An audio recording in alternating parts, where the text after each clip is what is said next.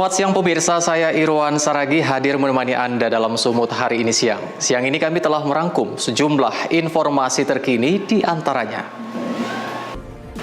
Menteri PUPR tinjau penataan kawasan Kota Lama Medan. Saling klaim warga Desa Natumika Kabupaten Toba bentrok dengan PT TPL. Wakil Bupati Serdang Bedagai lantik 4 kepala desa pergantian antar waktu dan 2 pejabat kepala desa. Selain cuplikan berita tadi, kami juga akan menghadirkan beragam informasi lainnya. Pemirsa, kita awali Sumut hari ini siang selengkapnya.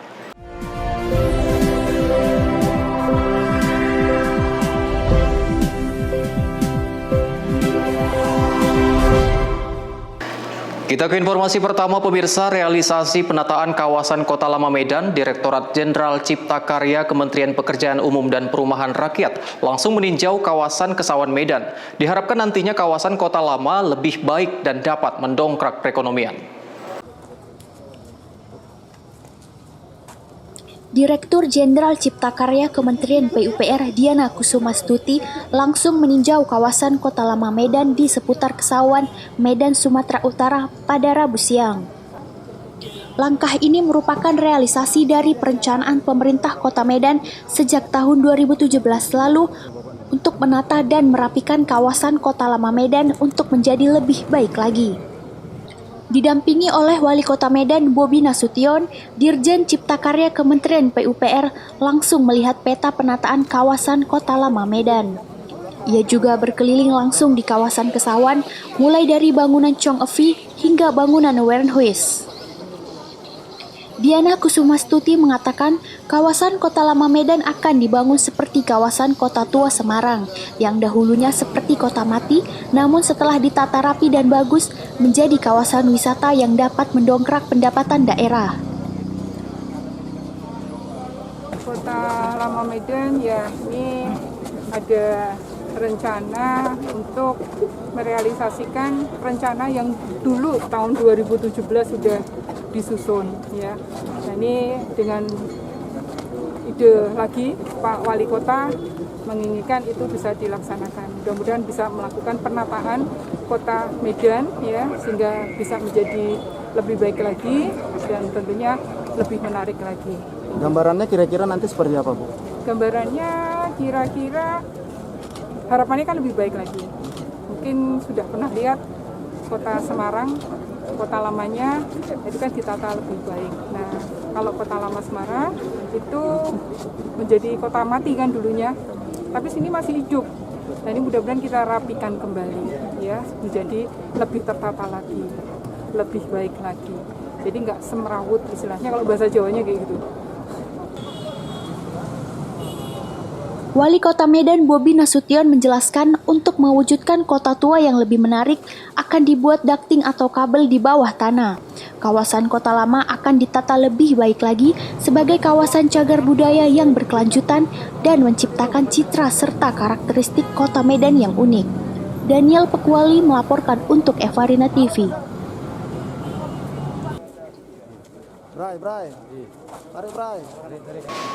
Pemirsa, petani di Desa Natumika, Toba, Sumatera Utara bentrok dengan karyawan perusahaan PT TPL pada Selasa 18 Mei 2021 siang kemarin.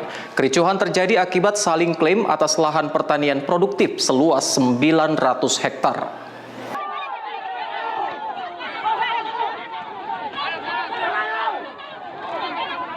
Petani di Desa Natumika, Toba, Sumatera Utara bentrok dengan petugas keamanan PT Toba Pulpestari atas penguasaan lahan pertanian seluas 900 hektar.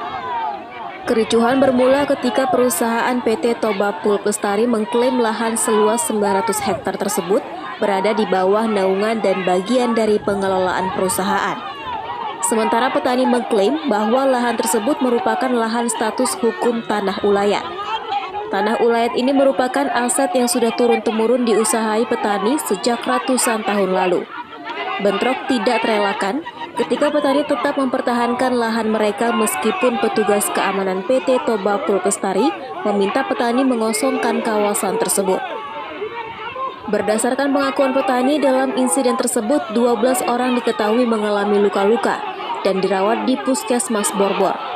Ironisnya, salah satu korban merupakan seorang lansia berusia 75 tahun mengalami luka di pelipis mata akibat pukulan benda keras. Tidak hanya itu, petani mengaku petugas keamanan diduga telah membongkar lahan makam leluhur warga sekitar sehingga menyulut emosi warga.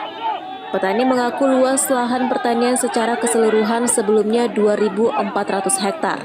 Pada tahun 2018, penguasaan PT Toba Pulpestari hanya memiliki 600 hektar dan berbatasan dengan tanah ulayat warga desa Natumika. Namun pada tahun 2020, PT Toba Pulpestari justru menguasai tanah ulayat petani seluas 1.500 hektar. Dan data terakhir tahun 2021, tanah ulayat milik warga Natumika tersisa 900 hektar. Kami perhatikan kemarin memang pihak kepolisian memihak kepada TPL orang itu Pak. Dari Polres, dari Polsek, dan Babinsa selalu memihak kepada perusahaan Pak. Kami sangat memperjuangkan hak warisan nenek moyang kami supaya kebutuhan anak cucu kami ke depannya Pak.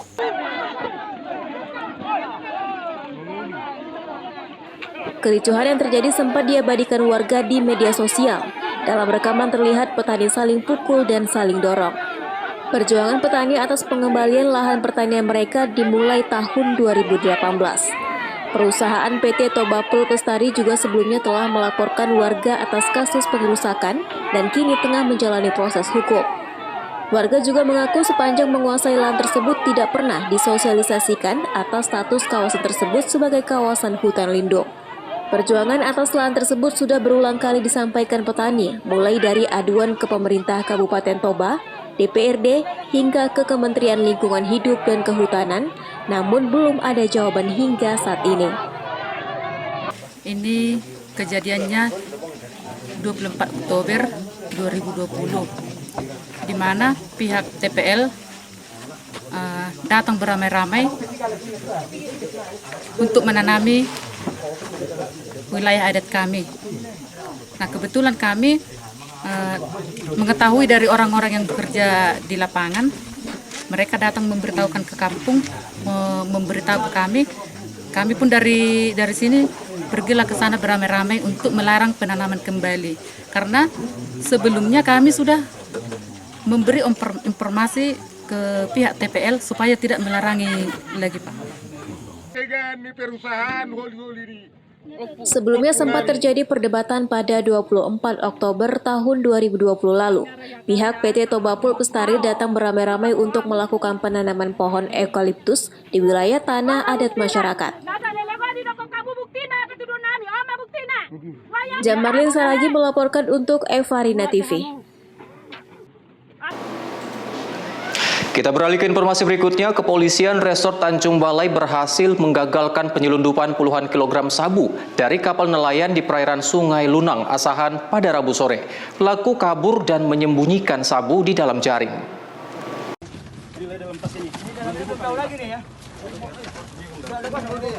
Sedikitnya puluhan kilogram narkotika jenis sabu berhasil digagalkan kepolisian Resort Tanjung Balai di perairan Sungai Lunang, Kabupaten Asahan, Sumatera Utara pada Rabu sore. Agar tidak dicurigai petugas, sabu disembunyikan oleh pelaku di dalam tumpukan jaring di kapal nelayan. Puluhan kilogram sabu dikemas dalam plastik teh luar negeri. Penangkapan berawal saat petugas pelair melakukan patroli. Karena merasa curiga kapal tanpa awak tersebut, lalu diperiksa dan ditemukan narkoba. Kuat dugaan sabu akan dibawa ke perairan Asahan dan akan diedarkan di wilayah Sumatera Utara.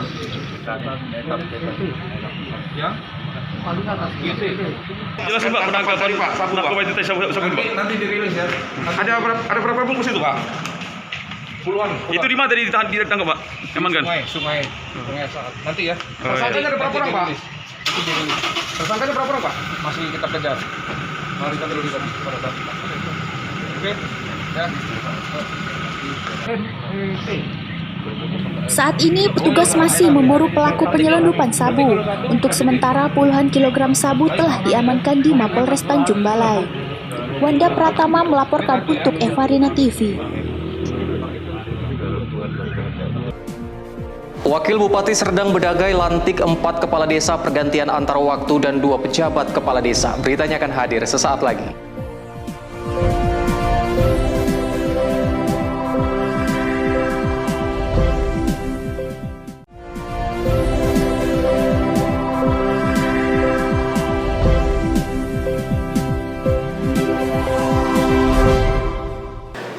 Terima kasih Anda masih bersama kami pemirsa. Wakil Bupati Serdang Bedagai Haji Adlin Umar Yusri Tambunan Rabu kemarin melantik 4 orang kepala desa pergantian antar waktu serta 2 orang pejabat kepala desa tahun 2021. Kegiatan tersebut digelar di Aula Sultan Serdang Komplek Kantor Bupati Serdang Bedagai Kecamatan Seirampah. Pelantikan dan pengambilan sumpah janji kepala desa pergantian antar waktu serta penjabat kepala desa tersebut digelar dengan mematuhi protokol kesehatan.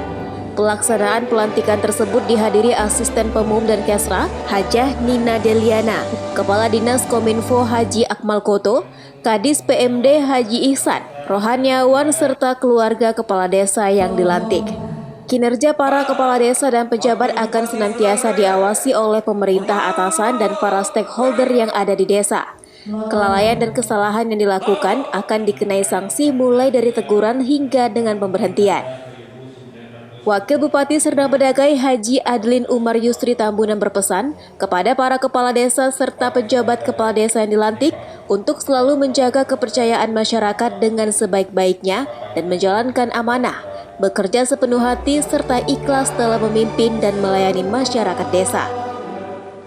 Serdang Bedagai melantik 6 kepala desa PAW. Untuk harapannya adalah pada masa pandemi sekarang ini kepala desa tadi bisa berperan dalam menekan angka COVID-19 di Kepulauan Serdang Bedagai, mengumumkan bagaimana masyarakat harus mematuhi protokol kesehatan dan bagaimana pentingnya menjalankan roda perekonomian di desa. Itulah harapan kita untuk mewujudkan masyarakat yang sehat dan kuat secara ekonomi. Sementara salah seorang kepala desa yang dilantik, Paimin Ambarita, mengatakan program utama di samping menekan angka laju COVID-19, dirinya fokus pada pembangunan infrastruktur di sisa masa jabatannya. Dukungan Bupati dan Wakil Bupati Sergai serta masyarakat desa Sebulutu menjadi pencapaian visi misi Serdang Bedagai yang mandiri, sejahtera, dan religius. Provinsi desa yang ada di desa Sebulutu itu adalah di bidang pertanian dan 90% rakyat petani. Kita program pemikiran kita kalau memiliki dana yang cukup, dana desa maupun dana APBD, kita akan utamakan di bidang infrastruktur dan irigasi. Menurut pandangan kita, kalau infrastruktur dan irigasi bagi rakyat petani ditambah lagi jalan usaha, saya kira masyarakat desa Sebulutu akan mengalami peningkatan secara umum. Kira-kira gitu. Adapun 4 kepala desa pergantian antara waktu yang dilantik, yaitu Paimin Ambarita sebagai Kepala Desa Sebulutu Kecamatan Sebamban, Rudi sebagai Kepala Desa Lautador Kecamatan Tebing Syah Bandar, Proyetno Atmojo sebagai Kepala Desa Sebuluh Kecamatan Perbaungan, dan Haja Siti Juni Ernasution sebagai Kepala Desa Lubuk Cemara Kecamatan Perbaungan. Sedangkan 2 orang penjabat kepala desa yang dilantik yakni Muhammad Dian Andika sebagai penjabat kepala desa Firdaus Kecamatan Seirampah dan Karimudin sebagai penjabat kepala desa Cinta Air Kecamatan Perbaungan. Abdul Malik melaporkan untuk Eva Rina TV.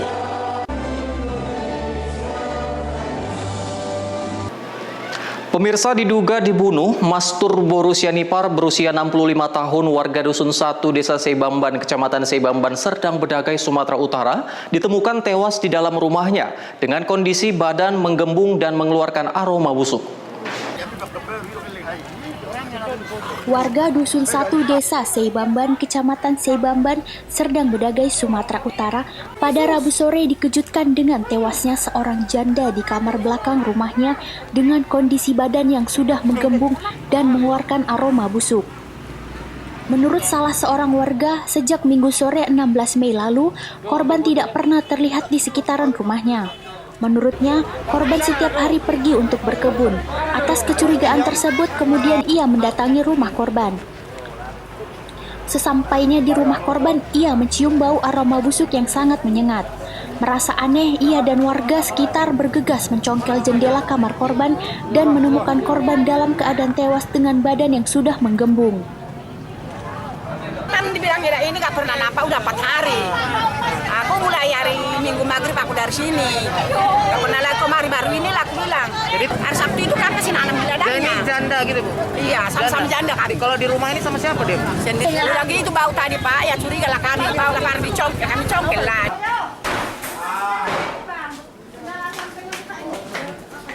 Tim Inafis Polres Serdang Bedagai dan unit Reskrim Polsek Firdaus telah mengidentifikasi korban serta melakukan penyelidikan atas tewasnya korban.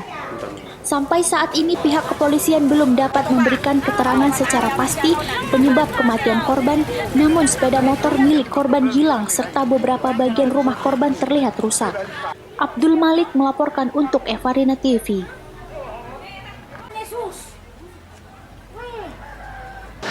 Sementara itu, Menteri Sosial Tri Risma hari ini meminta semua pihak untuk menggunakan kearifan lokal dalam mengantisipasi bencana. Hal ini disampaikan Tri Risma hari ini saat memberikan santunan kepada keluarga korban bencana longsor di Tapanuli Selatan yang terjadi akhir bulan April lalu. Di Kabupaten Tapanuli Selatan. Dalam kunjungan kerja ke Tapanuli Selatan ini, Menteri Sosial Tri Risma hari ini didampingi Kepala Dinas Sosial Sumatera Utara serta pejabat lainnya.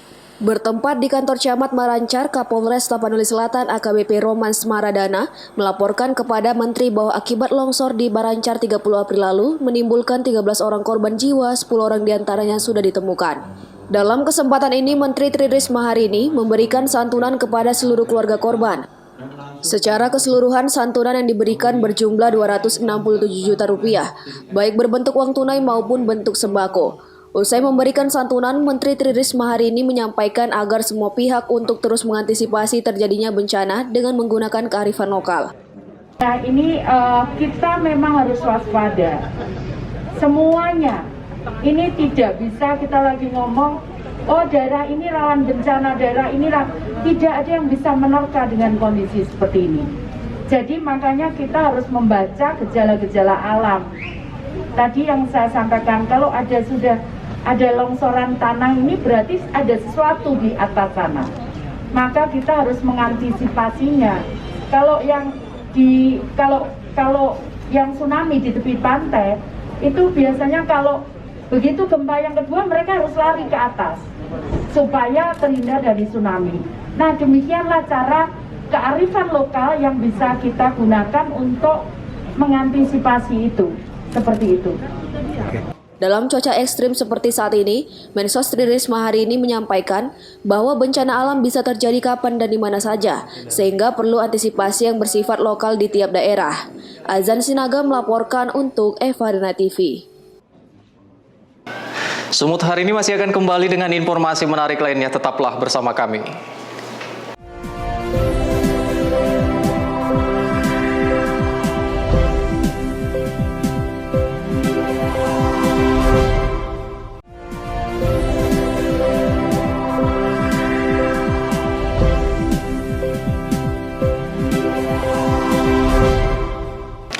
Terima kasih Anda masih bersama kami, pemirsa. Penerapan proses belajar mengajar tatap muka resmi dilakukan oleh seluruh sekolah dari tingkat sekolah dasar hingga sekolah menengah pertama yang ada di Kabupaten Humbang Hasundutan, Sumatera Utara. Namun kebijakan tersebut sepertinya layak untuk dievaluasi, mengingat masih minimnya kesadaran murid untuk mengikuti aturan protokol kesehatan. Beginilah suasana proses belajar mengajar bertatap muka langsung yang digelar di salah satu sekolah di Kabupaten Humbang Hasundutan, Sumatera Utara. Di SMP Negeri 1 Polong ini, sebelum memasuki ruangan sekolah, para siswa diharuskan mencuci tangan dan diukur suhu tubuhnya oleh pihak sekolah. Siswa juga diwajibkan untuk memakai masker dan menjaga jarak. Meski guru-guru di sekolah ini mencoba memperingatkan agar siswa selalu mematuhi protokol kesehatan, masih banyak dari mereka yang belum memiliki kesadaran akan kesehatan hingga kerap tercipta kerumunan.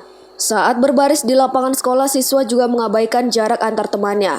Sebagian siswa bahkan ada yang memakai masker namun tidak mengenakannya secara benar. Pihak sekolah sendiri tak menampik bahwa penerapan aturan prokes di sekolah ini belum bisa diterapkan secara sempurna. Namun mereka berjanji akan berupaya terus-menerus mengarahkan siswa.